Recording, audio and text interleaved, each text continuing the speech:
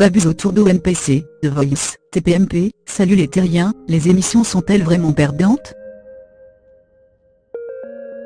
Depuis plusieurs mois, les babuses se multiplient autour de nombreux programmes. Mais est-ce vraiment un mal pour les chaînes et les sociétés de production? Christine Angot attaque Éric Dupond-Moretti, Stéphane Guillon s'en prend à Thierry Ardisson, The Voice au cœur d'une nouvelle polémique. Chaque semaine, Clash et Buzz font les gros titres des médias. Il faut dire que depuis quelques années, l'avènement des réseaux sociaux a bouleversé la télévision. Les polémiques relayées avant par la presse le sont désormais quasi instantanément par Twitter. Résultat, en plein direct tout juste après le générique final, les réactions fleurissent, provoquant un important retentissement médiatique. À tel point qu'on peut se demander si ces séquences ne sont pas orchestrées en amont. Un jeu d'avance. Les sociétés de production en jouent, clame Virginie Spy, sémiologue et analyste des médias. Dès que les producteurs ont compris l'impact des réseaux sociaux, ils ont hyperséquencé leurs émissions, pour qu'elles se partagent plus facilement sur Internet. Les professionnels du petit écran tiennent évidemment compte des retours des réseaux sociaux et d'Internet, surenchérit Marie-France Chambahouillon, maître de conférence au département Institut de la communication et des médias. On peut donc imaginer que l'émergence d'une polémique soit envisagée dès la création de ces émissions. Meilleur exemple, les chroniqueurs d'On n'est pas couché, renommés les snipers est présent face aux invités dans un dispositif télévisuel proche du duel, histoire de créer de belles confrontations. Dernier clash en date, celui entre Christine Angot et Éric Dupond-Moretti.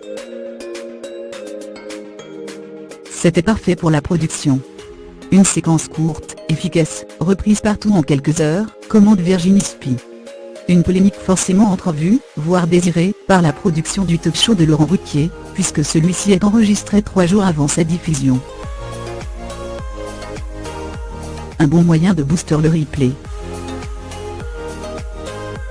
La consommation de la télévision glisse désormais vers le replay. Le buzz fait partie de la promotion de l'émission. Il attire un nouveau public qui va aller regarder le programme pour la séquence qu'il a vu passer sur Internet, explique François Jost, spécialiste des médias. Et quand on sait que, depuis 2014, Médiamétrie comptabilise les audiences en J+7 une semaine après leur diffusion à la télé, nous de la rédaction, on se dit que c'est bénéfique pour ces émissions. Aujourd'hui, on ne communique plus autour d'un message, mais autour de l'idée qu'il faut être présent dans les médias. Que le buzz soit bon ou mauvais, ajoute Marie-France Chambahouillon. Comme en politique, il faut habiter l'espace public.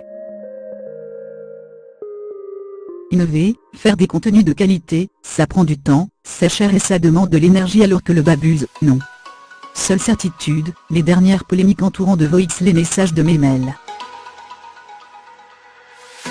Nœud de la rédaction et la France, a un incroyable talent. Un candidat avait menti concernant le décès d'un de ses amis dans l'attentat au Bataclan. Nœud de la rédaction n'ont pas été souhaités par les productions. Mais ces programmes en ont-ils pâti pour autant? Pas si sûr. Un ressort pour contrer la lassitude.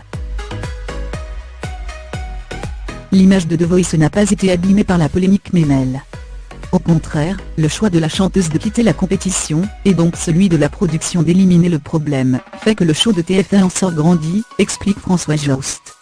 Autre explication favorisant l'émergence de polémiques autour des divertissements, leur usure. Ce sont des émissions anciennes qui ne font plus parler par leurs nouveautés et leurs innovations. Les journalistes, les téléspectateurs et les internautes, sont tellement habitués aux performances des chanteurs, qu'il faut trouver de nouveaux ressorts, explique Marie-France Chambahouillon. C'est le problème de la télé feel good. Il y a une forme de lassitude. On continue à aimer The Voice, mais les polémiques permettent de mettre de l'aspérité dans un programme qu'on nous vend comme l'émission du bonheur, ajoute Virginie Spy. On est au début d'un revirement qui creuse un fossé entre deux publics, celui friand de polémique, et celui qui s'en détache car il considère que la télévision ne se construit plus qu'autour du clash, lance Marie-France Chambahouillon. Certaines personnes commencent à se détourner des médias traditionnels. Alors les polémiques, orchestrées ou non par le petit écran, sont-elles la bonne solution pour renouveler l'audience d'un programme? L'avenir nous le dira.